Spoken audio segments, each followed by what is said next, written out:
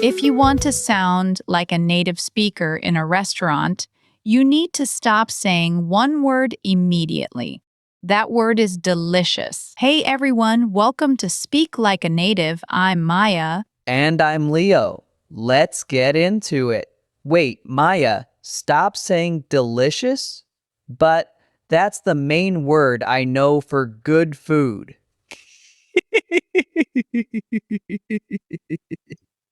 What's wrong with it?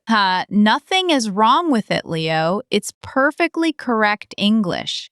But that's the problem. It's textbook correct. It's the word everyone learns, so everyone uses it. Native speakers have a whole colorful toolbox of phrases that are more specific, more emotional, and sound much more natural. Using only delicious is like having a paint set with only one color. Okay, that makes sense. So what do native speakers say instead? Today, we're going to master 3 fantastic intermediate level phrases. This is amazing. This hits the spot, and this is to die for. Each one has a slightly different feeling and use, and by the end of this, you'll know exactly when to pull out which one to sound like a local. I'm ready. My stomach is ready. Let's go. Perfect. Let's start with the first one, and probably the most versatile. This is amazing. Now, Leo, tell me, when you hear this is amazing, what kind of food do you picture? I picture maybe a very fancy dish at an expensive restaurant, like tiny food on a big plate with fancy sauce. Great guess, and you can use it there. But here's the surprise for most learners. This is amazing is incredibly common for everyday simple food that just exceeds your expectations. Imagine you make a simple grilled cheese sandwich at home, but it's perfectly crispy and cheesy. You take a bite and say, "Ha, wow, this is amazing." It's about the experience of the food being better than you thought it would be. Oh, so it's not about how fancy or expensive the food is, it's about your personal reaction to it. Exactly. Let's paint a real life audio scene.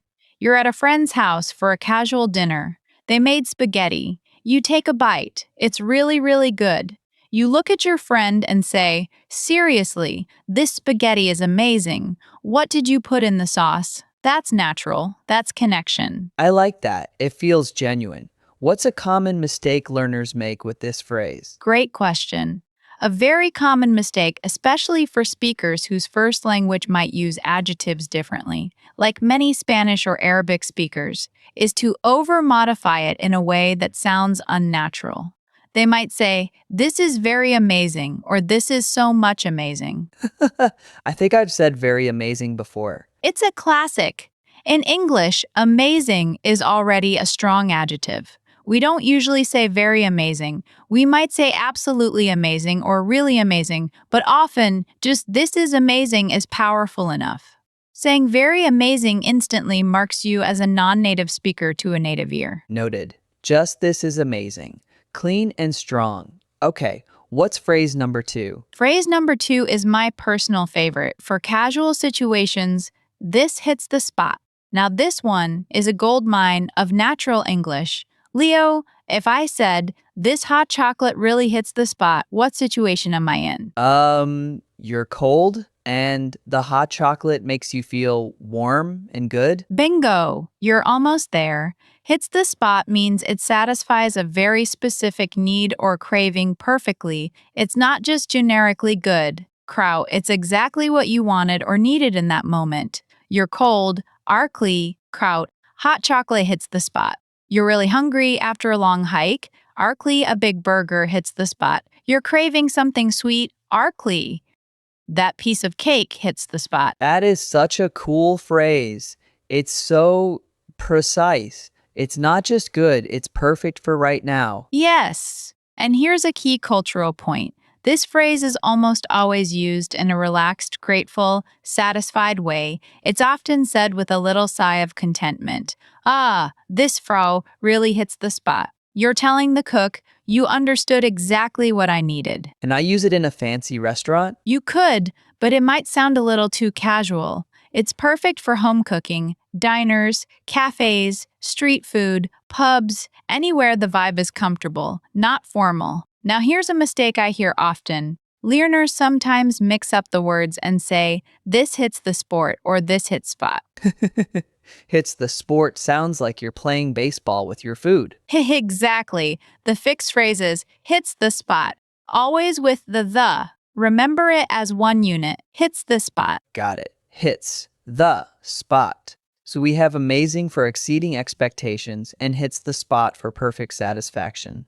What's the third one? It sounded intense. To die for. Hey, this is the big one. The superpower phrase, this is to die for. This means the food is so incredibly good that it's worth dying for. Obviously, it's an exaggeration. We call this hyperbole, but it's the highest compliment you can give to food in everyday English. Wow. So you save this for like the best cake of your life? Yes, but again, it doesn't have to be fancy. It could be your grandma's secret recipe cookies or the perfect slice of pizza from a hole-in-the-wall joint.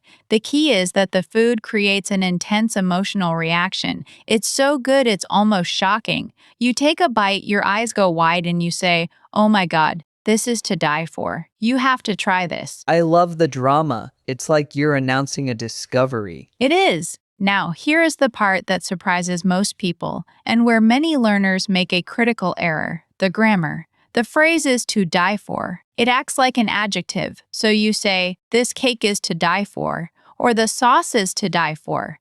The very common mistake is to say, this is to die, or this is for die. I can see how that happens. You're trying to translate the feeling directly. Right, and speakers from languages like Chinese or Korean, where the grammatical structure is very different, might find this to verb for pattern tricky. Just memorize it as a single adjective phrase, to die for. This pizza is to die for. Okay, so to recap before I inevitably mess this up. This is amazing for when something is better than expected. This hits the spot for when it satisfies a craving perfectly. And this is to die for the ultimate mind-blowing compliment. Perfect summary, Leo. Now, let's put them into a real, full conversation. Imagine we just sat down at a cozy neighborhood restaurant. We've ordered. The food arrives. Paint the scene with me. Okay, so the waiter brings our dishes. I take my first bite of the burger I ordered. And It's really good. Juicy. The bun is soft. I'm really hungry. I'd say, man, this burger really hits the spot. I was starving. beautiful, natural reaction, perfect use of the phrase. Now, I try my salad, and I wasn't expecting much. It's just a salad, but the dressing is incredible. Tangy, sweet, herby. I'm pleasantly surprised. So you'd say, wow, this salad is amazing. What's in this dressing? Exactly. You're getting it. Now, for the grand finale, we decide to share a dessert. The waiter brings a warm chocolate lava cake with vanilla ice cream. We each take a spoonful. The cake is warm and gooey. The ice cream is cold and creamy. It's an incredible combination. This is This is to die for. Seriously, you have to try this bite. perfect. You nailed the sequence. You sounded completely natural. Now, here's the twist, and a cultural layer that's really important.